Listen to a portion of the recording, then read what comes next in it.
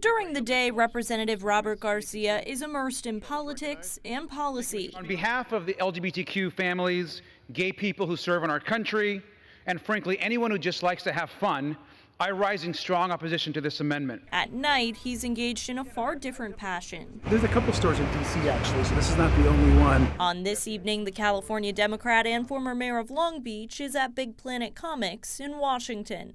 I've been wanting to read like this stuff. This is like the current Superman stuff, which I'm going to buy today. Comic books have been an essential part of Garcia's life since he emigrated to the U.S. from Peru with his family when he was just 5 years old. Comics is kind of how I learned to read and write English. And so my mom would take me to the local thrifty shop, which we had down the street, and there'd be a spinner rack, of which some of those racks are here in this comic book shop, and I just browse through comics. Garcia was sworn into Congress on a rare Superman comic from 1939 on loan from the Library of Congress. Comic book art adorns his Capitol Hill office, and his campaign logo is designed to look like a comic book. Garcia says the lessons he learned from those books helped to shape his approach to public service. Superman stands for truth and justice.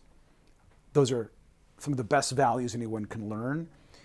Superman, in the very first issue that he appeared in, was taking on corporate CEOs and fighting for the little guy. I think those are values as a progressive that I think are important. He also said comics can provide valuable life lessons. Take the X-Men, for example. The X-Men are a group of misfits and mutants and people that have been outcasts, that have strange powers that manifest in strange ways.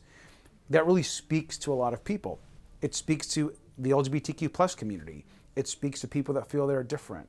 And so the X-Men also teaches values of inclusion and family. Arriving in Congress last year, Garcia merged passion and policy by launching the bipartisan Popular Arts Caucus, which focuses on issues such as copyright protections, piracy, artificial intelligence, and supporting artists. And this year, he hosted the first free comic book day on Capitol Hill, sharing his love of comics with his colleagues. I collected these as they came out, when I was little. Back at Big Planet, Garcia decided to add to his collection of more than 9,000 comic books, buying Superman, House of Brainiac, and Absolute Power.